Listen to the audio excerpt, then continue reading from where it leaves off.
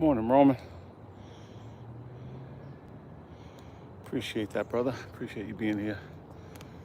Just quick pull-push legs and some swings with our mace bell this morning, guys. So I found this high bar over here has these handles on it. So we'll do some rows on that. Obviously, the height of that bar is going to keep me more vertical. So when I do those pulls, it's going to be a slightly easier pull. But it's all good, right? As long as we're pulling. So if that bar was lower and I'm more horizontal, obviously it's going to be a harder pull, but this one's a little bit easier, but we'll take it. Some Mike Tyson push-ups and some static lunges. And like I said, I have the mace bell handy here this morning, so we'll do a few swings with that. The mace bell is great for really the entire upper body. It's going to build grip, forearm strength, loosen up those shoulders. When you're swinging it, you want to keep the core nice and tight, so you're going to engage the core a little bit. So it's a good little tool. Appreciate everybody being here. Hope you're getting your reps in. Everybody's staying healthy.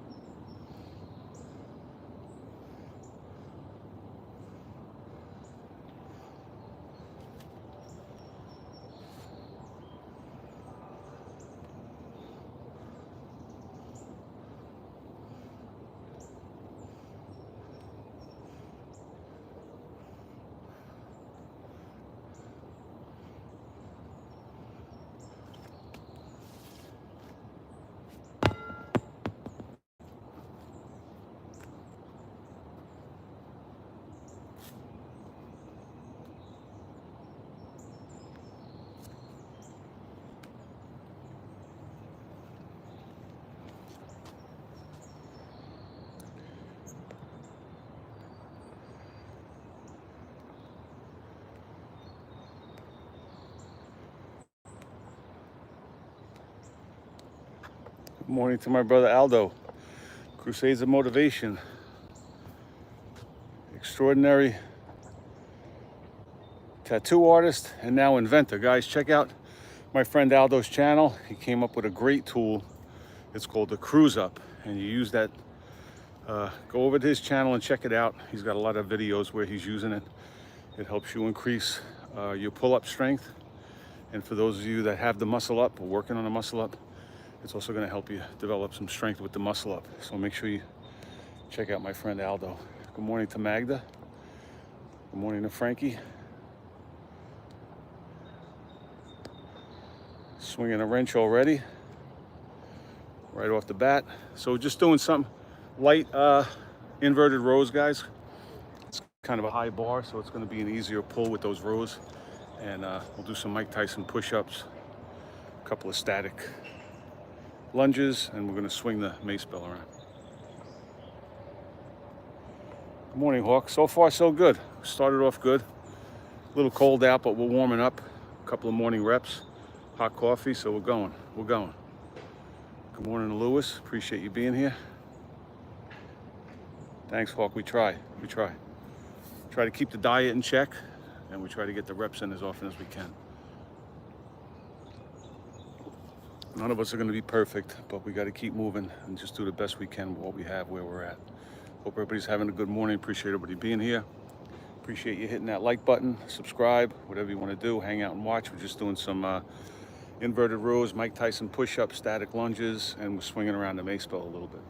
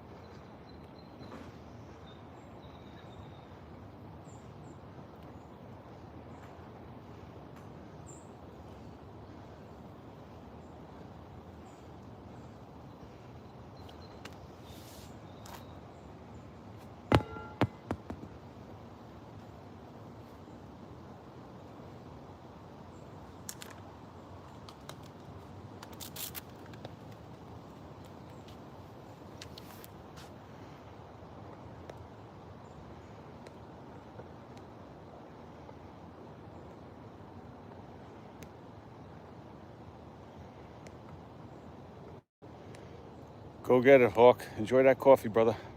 That's going to give you the kick we need.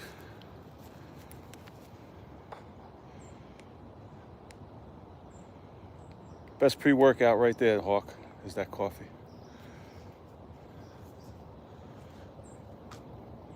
Good morning to Lovemore. Appreciate you being here. Morning, everybody. Hope everybody's getting their reps in. Staying healthy. Got to be honest, today was a little bit of a struggle day for me, getting out of bed, coming to the park early, you know. It's tough. We all struggle with it. That bed's too comfortable, right? You're under those blankets, especially on a cold morning like today.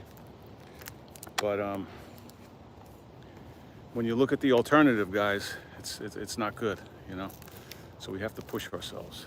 And you know, I talk about it all the time. We all have this analysis paralysis. What's the best exercise to do? When should I start? How should I start with? And really, it's if it comes down to just getting up, taking a walk, do some body weight squats along the way, do a couple of push-ups along the way, and just build from there. But we all, it's hard. It's hard to build new habits, and most of us have the bad habits, like I say. You know, you have to replace those bad habits with the good habits. So the good habits could be, you know, getting up early, going to bed a little earlier. Well, you know, it's hard for me to get up. I go to bed relatively early, and it's still hard in the morning to get out of bed and come do stuff like this. You know what I mean? But that's what it is. It's about building the habits and just set small goals for yourself. I'm going to commit to the next week. I'm going to make sure I do 50 push-ups and 50 squats every day. You know, if you're somebody who hasn't done it for a while, or you've never done it and you want to start exercising, don't get into this mentality where you're going to change your entire life and instill all brand new habits overnight in one day, because it's always going to be a recipe for disaster if you do that. So the best bet is to build a momentum, start small, you know, set small, realistic goals for yourself.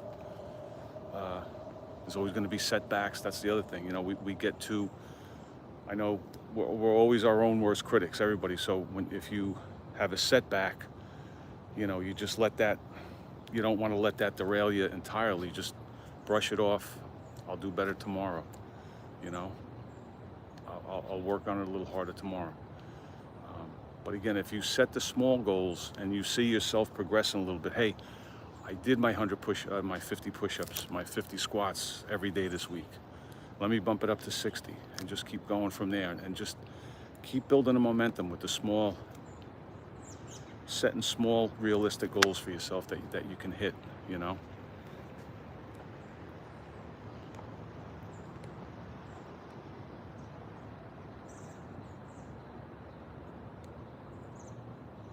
Morning to Rogue.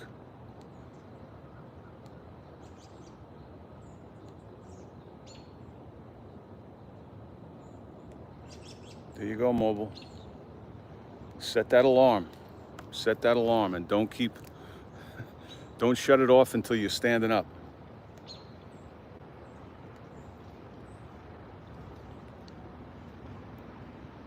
Well, that's what we were just talking about, Daz, right? If that's what you want to do, that's your prerogative too. If you're happy with that, if you're happy with yourself. But my point is, most people are not happy with themselves. I don't know what you guys are doing over in the UK, but here in the US, 75% of the people, of the adults walking around, are overweight. And so many of them are spending money on Ozempic injections, surgeries, any kind of pill, potion, or powder they can take to try and lose weight. So people are struggling. So you hang out in bed and enjoy, you know, you relax. And you do you, right? We don't begrudge anybody for doing that themselves, but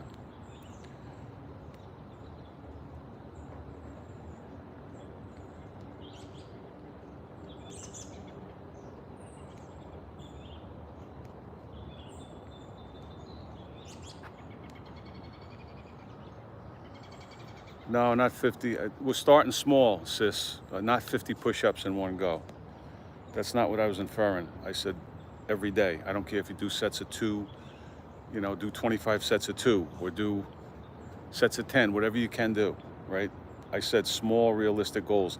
I don't imagine many people that haven't exercised for quite some time or have never exercised are going to start with 50 push-ups in one go. But, you know, if you do it long enough, you'll certainly get there.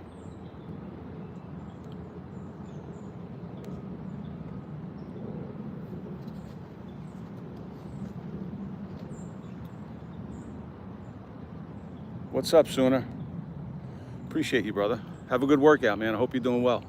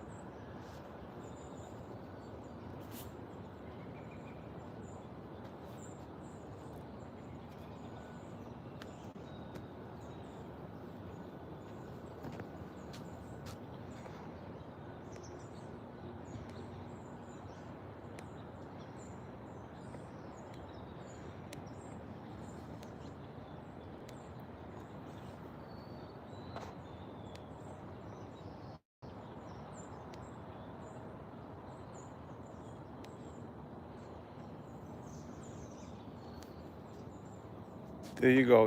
Was it Irk? I don't know how you pronounce your name, but good. See, that's all it takes, brother. You're doing something, right? You're doing something, and you build on that. You build on that. You know, you're doing your walk. Stop along. You find a bench. Do some pushes on the bench. You know, I found this bar in the park here. It's, like I said, it's a relatively high bar to be doing rows on. It's a bit of an easier pull. The more vertical you are when you do those inverted rows, it's going to be an easier pull. Just little things, you know, as you're walking, you know, stop, do a couple of bodyweight squats, and just keep building, because every little bit you do is going to help. And you're going to get better and better as you go along. You're going to get more mobile. You'll see yourself progressing, you know, doing things like that. And again, it doesn't take much. It doesn't take much to build a momentum.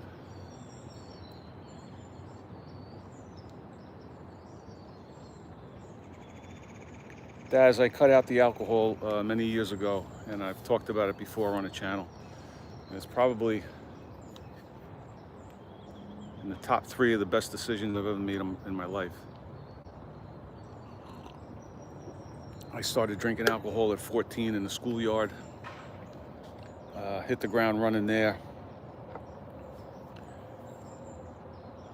And then went for the next, you know, 25, 30 years, running around like a drunk ape half the time. No good ever came, nothing good. I never look back on my life now and say, wow, I'm so glad I got drunk that time. It was the best time. Most of the bad things that happened in my life had something to do with alcohol. Or if I had, you know, the lowest points in my life, when things happened to me, it was usually involved in alcohol in some way, shape, or form.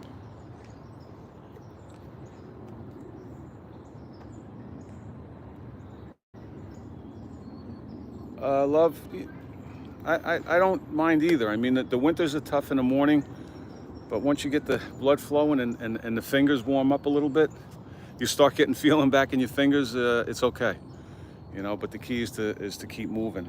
But I just love, I was a gym guy my whole life. I always worked out in the gym, but there's something about just being outside and working out, you know, no matter what the weather is, to be honest with you. So I do both. I really don't have a preference. You know, generally I don't come out midday in the summertime, you know, noon when the sun's beating like right overhead. You know, I'll come out early in the day if it's the summertime, or later in the day, you know, when the weather's, when the temperatures are leveling off a little bit. But I don't mind either one. I just like being outside. Adrian, no, I do both, brother. I do what you see me doing here, just a little bit of calisthenics. I do weighted calisthenics, weighted dips, weighted pull-ups, push-ups, and stuff like that with a vest. A lot of body weight stuff. But I've been a gym guy my whole life, like I said. I still have my gym membership, so I do a little bit of both. Kind of go back and forth. Thanks, EUR. Like I said, man, don't look to do too much too soon, right? Just take it easy.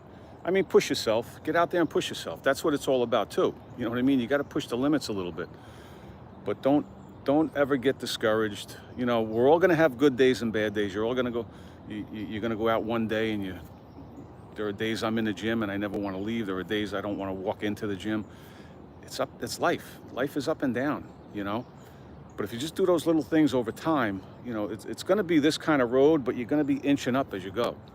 As long as you stay consistent. We always talk about that word too, right? You're going to reap the rewards of what you do consistently if you're doing the right things consistently, and you're going to pay a dear, dear price for doing the wrong things consistently or doing nothing consistently, right? So just, you know, a little bit at a time, and you're going to see. If you're doing the right things most of the time and you're being consistent, you can't not progress. It's almost impossible not to progress. It's a sad fact that it's usually one step up and then 2 or 3 steps back when we stop doing it. But that should give you even more, you know, motivation to keep going and better yourself. But you can do it, brother. You can do it. Get that dog out there four times a day. Thanks, Daz. I appreciate the support, brother. Shout out to the UK. Now get out of bed and do some push-ups, brother.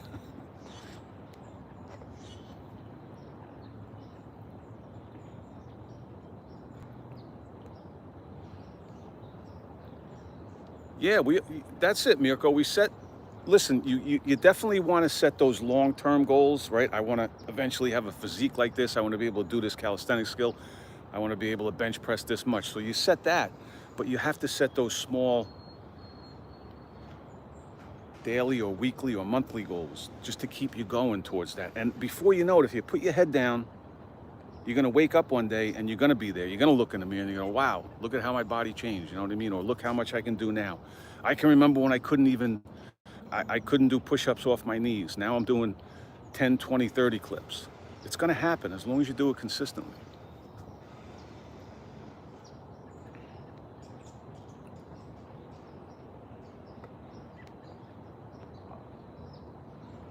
That Mirko just summed it up. Never give the fuck up. You got it, brother. That's it, right? Everything I'm saying here, I'm real long-winded, but that Mirko just summed it up for me.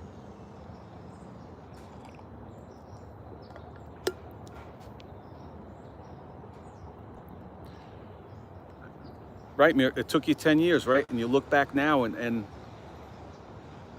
while you were doing it, I'm sure you had days where you were frustrated and you wanted to give up and you said, this isn't working or it's not working fast enough. And now,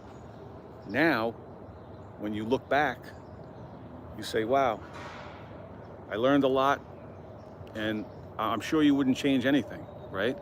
I'm sure it was a learning process. You made some mistakes along the way, but now you know. Now you know and you're all the better for it.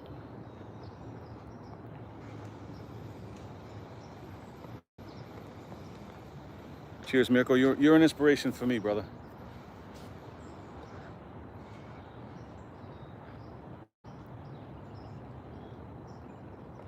Shout out to the Netherlands. My friend Goose is in the house. And Goose, are you in the USA or are you still traveling, brother? I know you were hitting the road.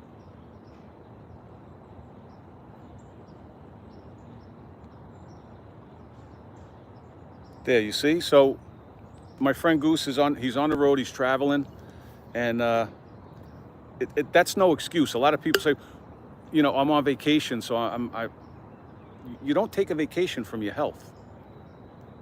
You don't take a vacation from your health. Okay, hope you're enjoying yourself, brother. I hope you stay safe, and good on you for not giving up, for doing it. P3, you're in the Netherlands too, brother?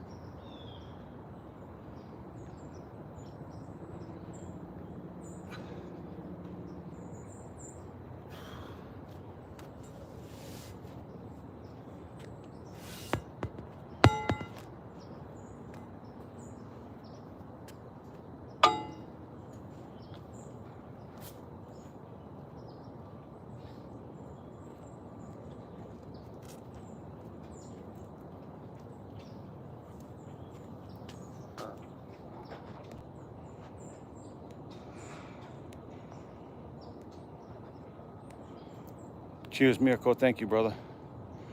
Back at you guys. Make sure you check out my friend Love Calisthenics over in Germany.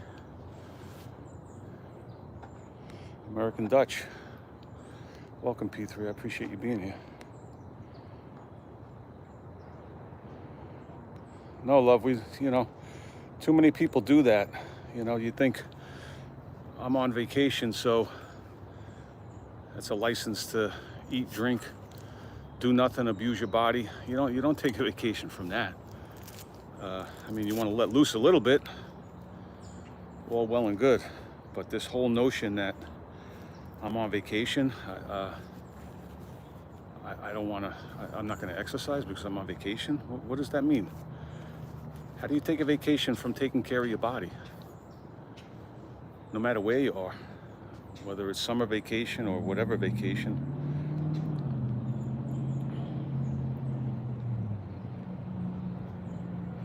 Shout out to Mirko.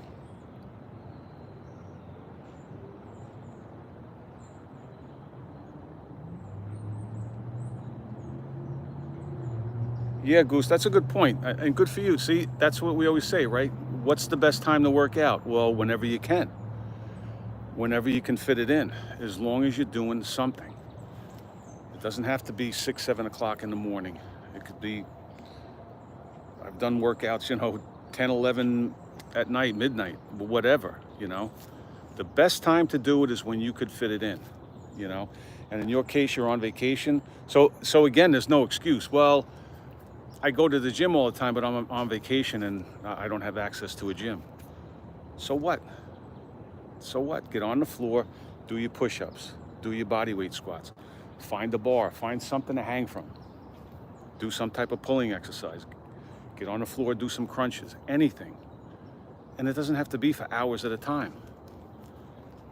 As long as you just keep the body moving. Keep the body moving as often as you can. Vacation or not.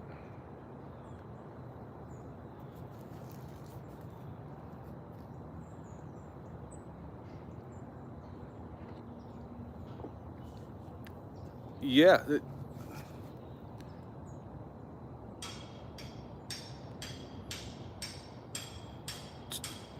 You know what, Goose? I had that mentality 2 years ago. I never realized the benefits of body weight exercise, of calisthenics in general. I always thought you had to be lifting weights.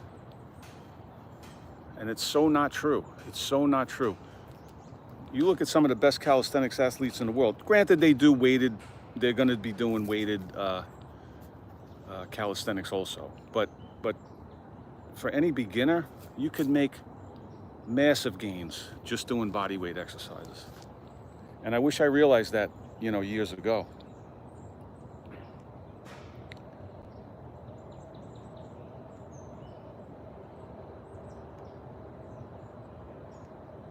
P3, you've been watching my guy Jesse Pollock with the walker in the morning? You've been watching him? No excuses at all. Yeah, guys, so that's the other thing too. A lot of people are hesitant because they think they have to join a gym. And again, I've said this many, many times, this whole notion of I'm not in shape or I'm overweight because I don't have a gym membership. Come on, that's pure bullshit in plain English. We're out of shape, we're overweight because of what we eat, how often we eat, the things that we eat, because that's always going to be number one. It's always going to be number one is the diet, and then exercise is always going to be 1A. You want the exercise. Too many people look at the exercise as some type of weight loss tool. Well, I overate, so I'm going to go exercise. You're not burning that. You're not burning as many calories as you think you are doing exercise. You're making your body strong. You're making your body more mobile. You're becoming more flexible with the exercise. But what's going in your body is what fuels the workouts, is what keeps you healthy or unhealthy or at a normal weight or overweight. It's always going to be what you're putting into your mouth. Good morning, Eric.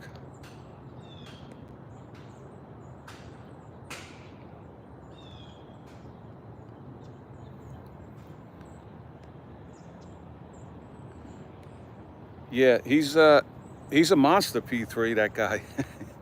He's a piece of work. But I mean, case in point, right? I watch him periodically, but you know, he talks openly about his prison time and stuff like that. But he's, I think, mostly calisthenics. I don't know how much or if any weight work that he does, but I think I heard him mention that he's pretty much all calisthenics. And nobody's going to argue that that guy's not a beast. Good morning again to my friend Eric LaPointe.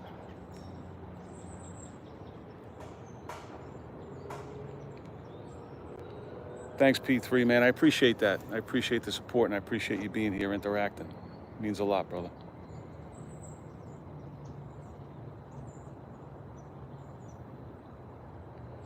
Goose, you're absolutely right. And that's the thing. You know, we're normalizing. People have this unrealistic, it's so, people now are so big, so overweight at a crazy rate. Like I said, 75, you know, 3/4 of the people walking around. And if you take somebody that's walking around at 300 pounds, that really is a 170 or 180 pound guy, and you get him back down to that weight, people are going to say, oh my God, he's sick. What's wrong with him? He's emaciated. Normal weight isn't viewed as normal anymore. I tell a story. I was working with a girl that was 282 pounds, and we were having a talk, and I said, well, what do you think your optimal weight is? She was about 5'5", 5'6"-ish. And she told me 200 pounds. A young girl's telling me that she thinks her normal weight at 5'5" is 200 pounds. It's twisted, it really is. But it's because we're so used to seeing this. It's the norm now. It's, you know, being at a relatively healthy weight and looking somewhat healthy, you know, like, you know, having a toned body is so abnormal these days.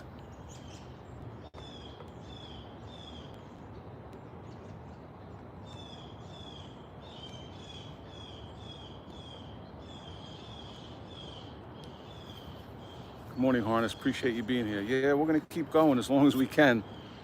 We're going to keep going, no doubt.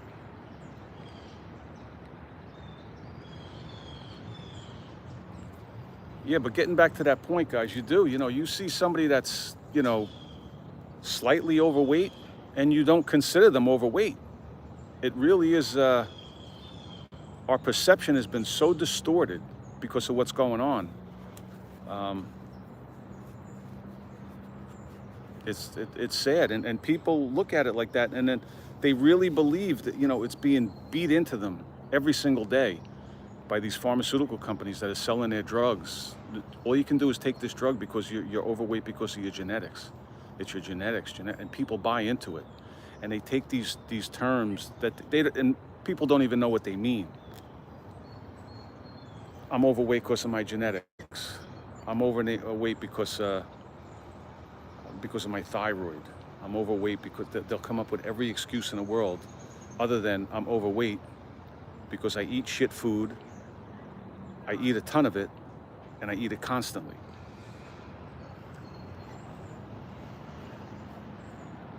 And they'll try and put it off, you know, and on something else, on my genetics, to the point where rather than changing their lifestyle, because it's uncomfortable to change your lifestyle, nobody likes to be uncomfortable, but they'll actually go and lay on a table and get knocked out and have somebody go inside and cut their stomach out. And then they say, I'm not addicted to food, it's my genetics. But you'll avoid change to the point where you'll agree to inject some medicine and you don't even know what it is. You have no idea what it is, just because you go to the doctor, and every doctor that gives you Ozempic is going to say, perfectly safe. Don't worry, nah. Yeah, there might be some side effects, but they're minor. Don't even worry about it. Don't even worry about it. And people think that if I inject this in my body every month, I could still eat like an animal, I could drink what I want, and I don't have to change anything about my life. The only thing that's going to be different is that 30 seconds once a month I'm going to inject myself. Or one of the saddest things too is, like I said, these people that go and get these surgeries and you mutilate the inside of your body.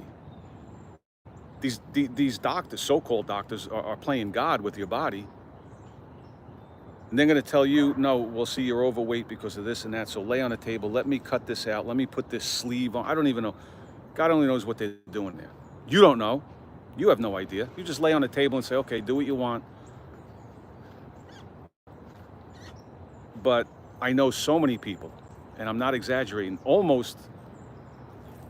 I know quite a few people that have had those type surgeries. And almost to a man and a woman, they've gained the weight back and then some, because they don't teach these people how to eat. It has nothing to do with health, teaching them about nutrition, how to eat and things like that. It's strictly a surgical procedure to make money. They do it and then they send you on the way. And people, well, I could have pizza, but I can only have that much. But what they don't understand is this food is so addicting, you're going to keep putting it in your mouth, right? And I don't care how small they make your stomach, it's going to start to expand, because over time, you're going to eat more and more of the same foods, because you can't stop, because you have an addiction to this stuff. We all do, and it's by design. And you're going to keep eating it and eating it. It's just like you take a party balloon. If you take a brand new party balloon, you try and blow it up, it's going to be really hard to get the air into it. But if you blow it up the first time, let the air out, blow it up again, that thing's going to you're going to get it bigger and bigger. That's what happens to the stomach. I don't care how small they make it, it's going to expand again, because you keep throwing the same shit in your mouth over and over and over. Because the addiction is so strong. Again, the addiction is so strong that you went and let them do this to you, and then sent you on your way. And you know nothing about nutrition. They're not going to sit you down and give you legitimate information about how to live your life going forward, how to eat.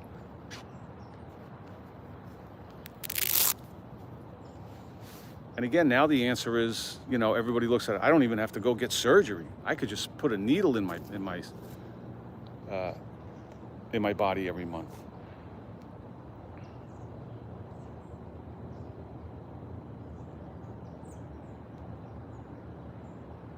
It really is, Goose. I mean, everywhere. The fast food joints, supersize. All this other stuff. It's just incredible. It really is. And you look at it. And you're taking in so much food volume, and you look at the ingredients on it, and when you look at how much food you're taking in, and it's not even food. I hate even calling it food, but you're putting it in your mouth, and there's no nutritional value there. So you're starving your body of nutrition, and you're getting fatter and fatter and sicker, and there's no nutrition to be had from this stuff.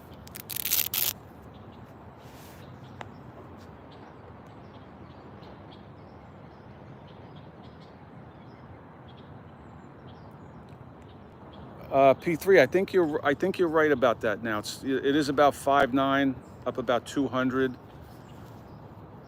And back in the day, I think back in the 1960s, the average weight for a guy was 170, give or take. I think I remember reading that, but I think you're spot on with that 200 number. And that shouldn't be. Again, everybody has this. Every guy that's in a gym, they have this perception that they have to look like a 240-pound, roided out bodybuilder. They really think that they can aspire to that. But a guy that's 5'9", I mean, if you have a good physique, a relatively good amount of muscle mass on your body, you're 5'9" and you're walking around at like 175 and you're toned up, you can have a great physique and you look healthy. But again, in today's day and age, people say, oh my God, he's so skinny, he's so that, because you're comparing it to 75% of the population that's walking around with their guts hanging over their belts.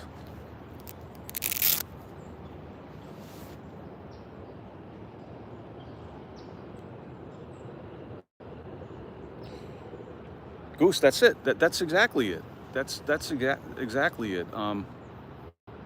You're bombarded every single day. You're bombarded with commercials and you go by the fast food restaurants. All you do is smell the smell of the burger patties, because they're piping it out, into the air so people can smell it, and it's like calling them in, and they go,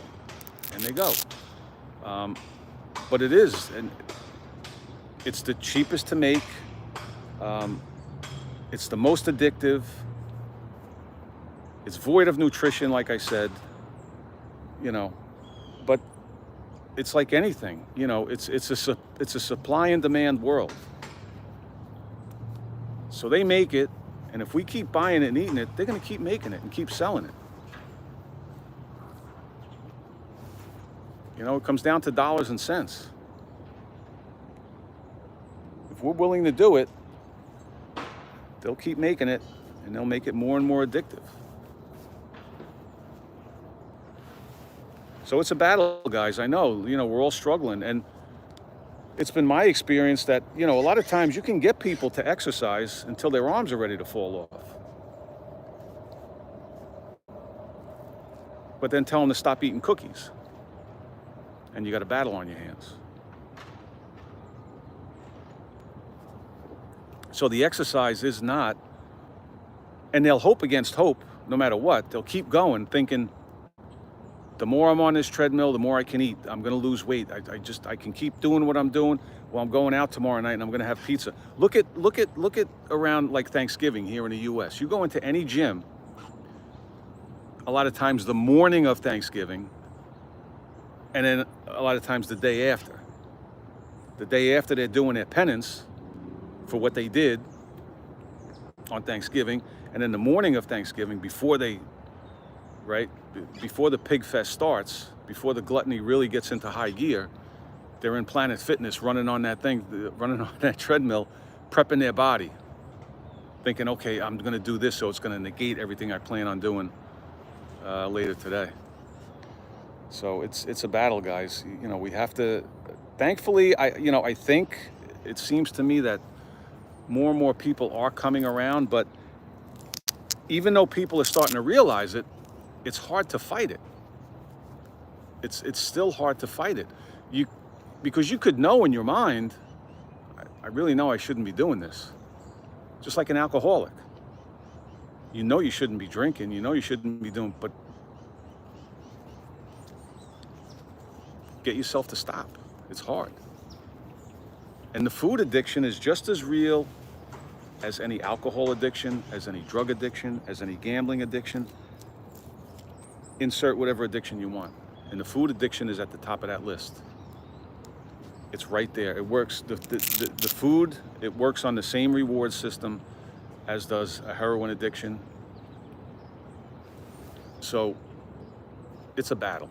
It's a battle. And we all struggle with it. We all do, each and every one of us. But what do you want for yourself? What do you want for yourself? Do you want to fight for yourself? Do you want to fight for your family? Keep yourself healthy? Because if you're not healthy, and again, we talk about this too all the time, you have to be the example for your kids, because your kids are going to do what you do, not so much what you say. So you got to keep yourself healthy. And again, we talked about, everybody's walking around thinking that 300-pound people are the norm. And if you see somebody that's 175 pounds, oh, look at that guy, he's emaciated. Look how skinny he is. Oh my, are you sick? And things like that. You have to show your kids what the real norm is, what being healthy is, laying off the alcohol, incorporating exercise in your life. And when your kids see this growing up, they're going to realize that that's the norm. That's what I should be doing. I see what my mom's doing. I see what my dad's doing. They're taking care of their body.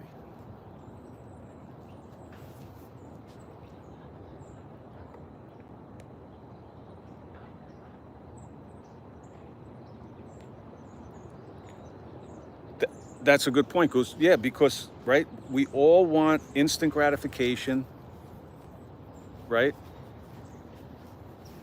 We want it right now. Rather than saying, putting off the gratification, putting in some work first and earning it. Like, it's amazing how many people I've dealt with, and they're starting off on their fitness journey, and one of the first questions they ask, one of the first questions they'll ask, when do I get a cheat day? You haven't done a push-up. You haven't done a bodyweight squat. And the first question is, when do I get a cheat day? If you're trying to get yourself healthy, and you know you should be healthy, and you know you're unhealthy, why is that your mindset? I want a cheat day. Because you're addicted, because we're all addicted.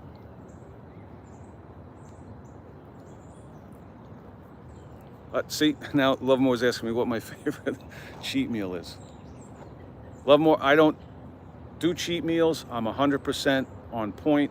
I never fuck up. I never go backwards. All right, now everybody turn the channel off because I'm full of shit. Probably pizza. Probably pizza. I like cheese ravioli too. Growing up, I always ate. Honestly, I haven't had them in quite some time, but pizza I have every now and again. When I was a kid, I worked in a pizza shop. I used to make pizzas when I was in high school, actually. I worked in New York City on 3rd Avenue between 30th and 31st Street. There was a pizzeria there. And all through high school, I worked there, making pizzas and stuff.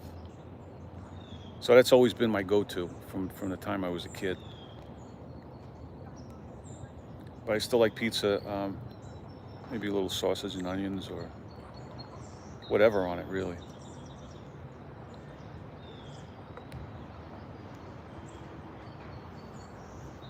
Yeah, Goose, it's hard to get people to change their perception because, again, it's ingrained in everybody now. It's the norm, you know, and I think it was yesterday I was talking about, you know, the people that go against the grain are, you know, you're the weirdo. There's something wrong with you. You know, I said I was out here yesterday in the dark and I saw people with the reflective vest and they were walking with flashlights and some were jogging. And a lot of people would look at these weirdos out here at 6 o'clock in the morning running in the dark. But obviously they have a goal. In their mind, they're trying to keep themselves healthy. And it's hard, you know, people don't want to be told that they're wrong, or they don't want to admit that they're wrong, that what I'm doing is the wrong thing. And I think a lot of people do know. I really do think that, and especially today more and more, I think people are realizing it. Some people are taking action, but you can realize it all you want. But what you do with that knowledge, when you start to realize that, hey, this is the wrong thing and I have to change. We don't like change. We like to be comfortable. We like convenience. We like consumption. So it's hard to get people to change. It really is.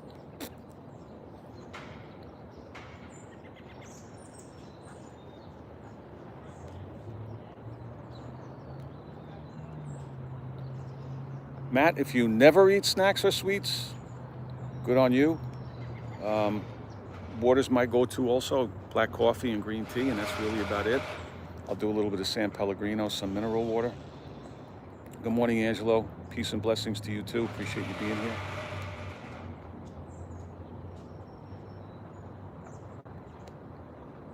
Yeah, well, see, there's a place for that too, Ange. You know, you can go total failure. I don't know about every day. If you're doing that every day and you could, and your body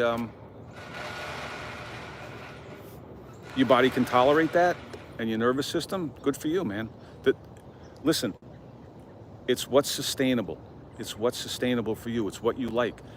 It may not work for me. What I do may not work for everybody. And I'm not here telling, I would never preach to somebody and say, you have to do exactly what I do. You have to eat how I eat, what I eat, when I eat. You have to do the exact exercise I do. I'm here just saying, this is what I do. It goes against the grain. I know it's different than 95% of the people. This is what I do. Maybe it'll work for you. Maybe you could try some variation of what I do that'll work for you. But, you know, getting back to the workouts, excuse me. You do what's sustainable for you and what you feel, what you enjoy doing, what you can do in the long term. You know, so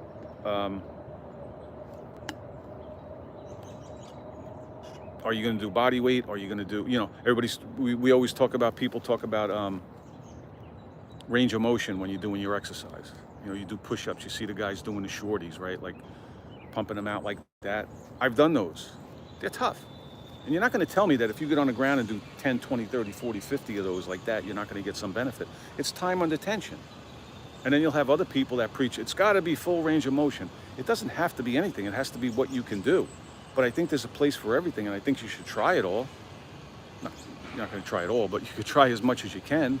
And again, at the end of the day, see what works for you. And static holds are great too, because again, I just mentioned time under tension, right? So those static holds are definitely going to give you that time under tension.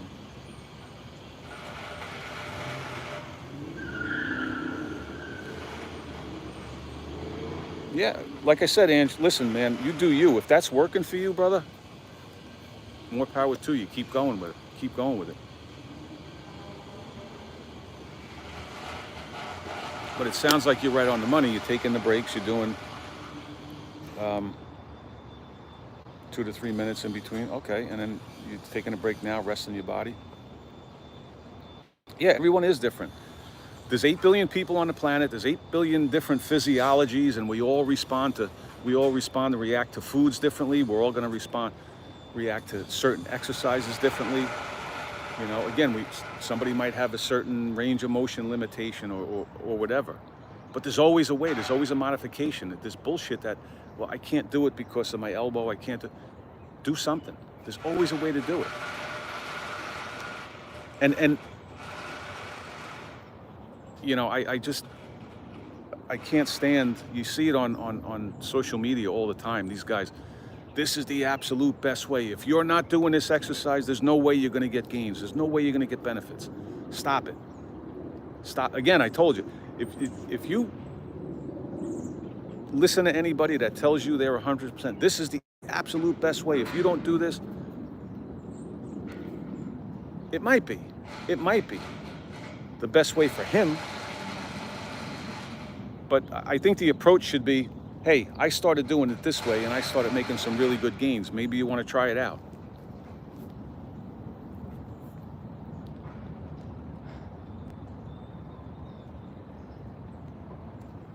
Thank you, Goose. I appreciate you, brother. You know that. I appreciate all your support. Going way back to day one with you. So safe travels. Have a good time. Make sure you get your reps in. I'll talk to you soon.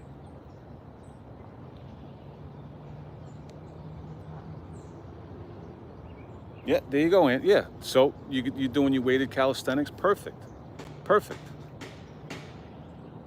I mean, you're not. It's going to be hard not to get some gains doing that.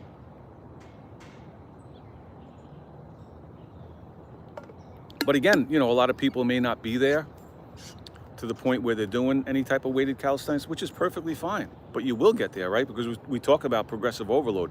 If you're doing it the right way, over time, consistently, if you can get on the ground now and do 100 push-ups in a clip, well, maybe it's time to start adding some weight. Back off on the reps and add that, add the extra weight. Again, there's a million ways to do things. There's no one set way, but at the end of the day, you have to start. You have to start doing something. And one of the,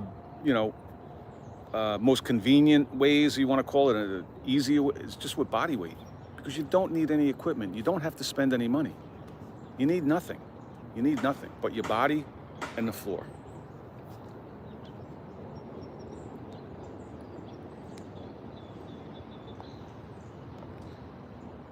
All right, guys.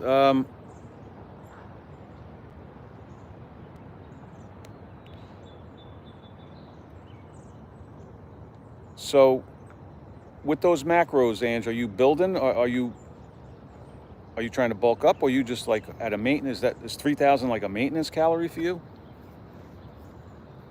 Because again, it's going to be different for everybody, right? It's going to be different for everybody. All right, guys. I think I talked my way out of my workout today, but it was worth it. I appreciate each and every one of you that that chimed in. I appreciate the feedback. I like, you know, talking with you guys and all.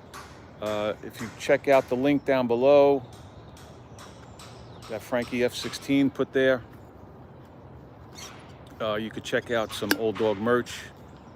We have the channel memberships up and running for guys that are interested in checking that out. I do some one-on-one coaching.